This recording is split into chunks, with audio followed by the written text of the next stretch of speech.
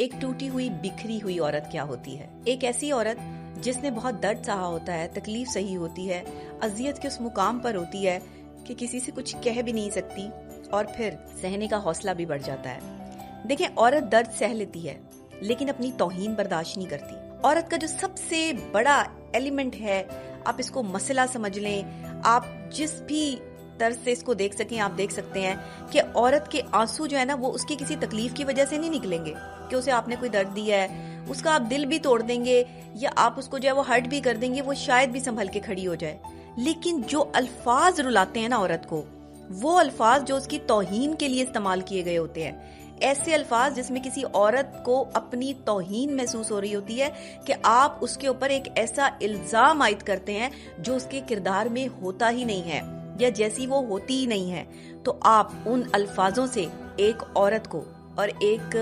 जो है वो मजबूत औरत को तोड़ के एक टूटी हुई बिखरी औरत में जो है वो कन्वर्ट कर देते हैं। मैं हमेशा से कहती हूँ, दुनिया में दो तरह के लोग हैं, एक जो लोगों की इमोशंस की कदर करते हैं और दूसरे वो जो लोगों की इमोशंस के साथ खेलते हैं। ये जो इमोशंस के साथ खेलते हैं ना, ये टारगेट औरत को बनाते हैं।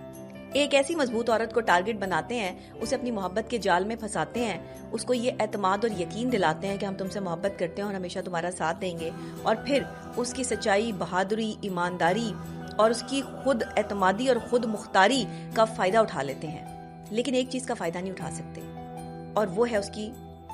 अपने जो एक सेल्फ रिस्पेक्ट होती है, जो एक इज्जत नफ्स होती है, इसका फायदा नहीं उठा सकते। आप बहादुर औरत की इज्जत नफ्स का फायदा नहीं उठा सकते। क्यों? क्योंकि वो अपनी इज्जत नफ्स पे समझौता नहीं करती। उसे तौहीन लगते हैं वो जुमले जो उसके किरदार या जो सारी जिंदगी उसने अपने किरदार को बचाने के लिए जो है वो काम किया, और आप उसको 2 मिनट में जो है वो किसी के साथ भी मिला दें या उसके किरदार को गंदा कर दें या उस पर ये इल्जाम आयद कर दें कि किसी की उसकी वजह से कोई ऐसा मिसहैप हो गया कि जो नहीं होना चाहिए था।